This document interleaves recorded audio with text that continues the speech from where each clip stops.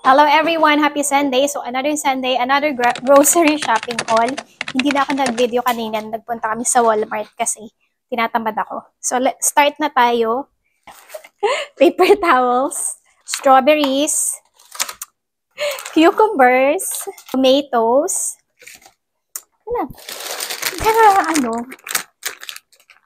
Punch your face in the camera. May buwisit na dito. Binabato ako ng papel. Ayan, oh. Nakalimutan ko na naman palitan niya na sa ibabaw niyang t-shirt. Kaya yan na naman yung suot niyang t-shirt. Tapos mini peppers, grapes, spill water in your face. Leave me alone.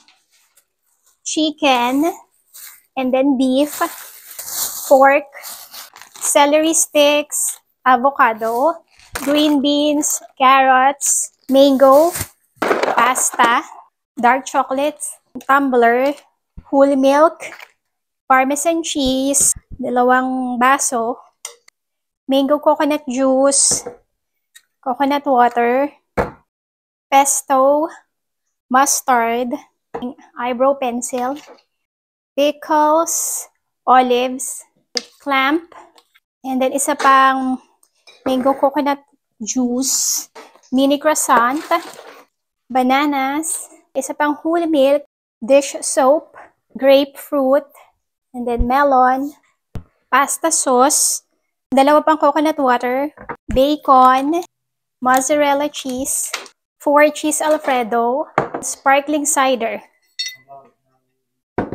So, yun lang ang aming pinamili for this week, and yung total niya is $211.85.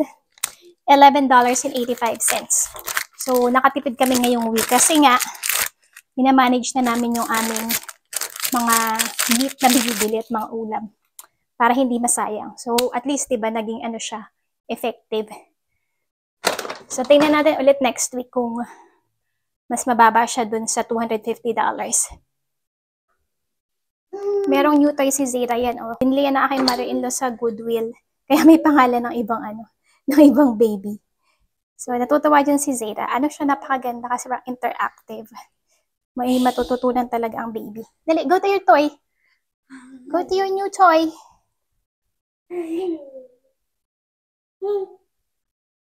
Love, our order has been picked up from Faux Delight. So, hindi ngayon magluluto si Mister kasi tinatamad siya. Dahil pagod na pagod. Love, you tell them how many miles have you drove for the last 4 days? In the last 4 days, I did like I think it was about 2,500. So it was like, well, it was 2,450. So it was over 600 each day for 4 days. How many hours? Well, it takes, I don't know, probably about 12-hour days each day because I don't have to stop very much. No, it's 13 hours each day because I waste a lot of time just trying to do things. Anyways, it's about 13 hours each day.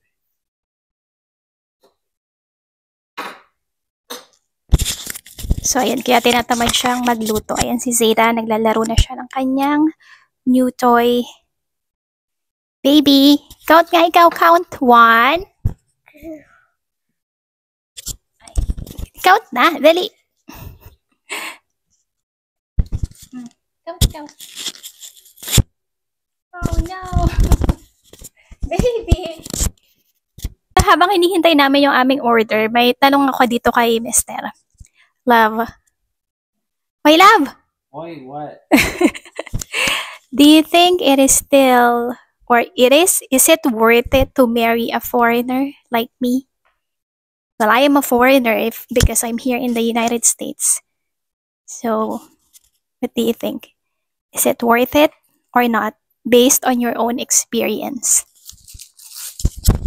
It's worth it, but it's very challenging, and the challenges are things that you don't think about ahead of time, because right now I'm looking at the future and I'm thinking about plane tickets, and it's like I don't know how to afford a lifetime of plane tickets because, you know, her family's on the other side of the planet, and you know, we're here and they're there, and you know, half of her life is on the other side of the planet. And I mean, and then we got one kid here, and then there's going to be another kid, and then once they turn 2, they need their own plane tickets. And so for us to go visit her family, that's 4 plane tickets. And it's like, I mean, I'll do that one time, maybe 2 times, but after 1 or 2 times, I'm never going to want to do that ever again, and I'm going to be sick of paying for plane tickets. So, you know, the money that's involved with traveling across the planet over and over again with multiple people is, I think, the most challenging thing since the you know, in the beginning, the challenging thing was the documentations and the submission process and the applications or whatever for the visa to get the green card, all of these just to get her over into the country. And all of these things, you know, that was the original challenging thing that, you know, some people are not willing to do that. And the whole thing is difficult, and you got to be somebody who is comfortable with doing difficult things. So, you know, if you're not somebody who can have long-term goals and long-term planning and, you know, delayed gratification, and, you know, you have to be able to think about the future.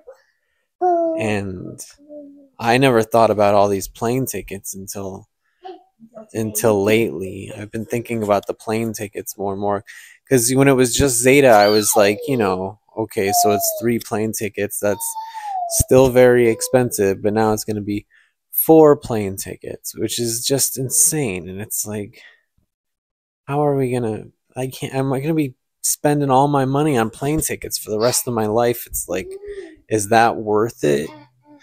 Yeah, obviously I'm happy, and obviously I think this is the only complaint I have. I don't have any complaints except for this plane ticket situation. So is it worth it to be with a foreigner? Well, how many plane tickets are you willing to buy? If you want to spend the rest of your life buying plane tickets, then yes, it's worth it. But if not, then no. It's not worth it. It's nice being with a beautiful lady. If she's a foreigner or not a foreigner, who cares? It's just nice. And the question is about foreign.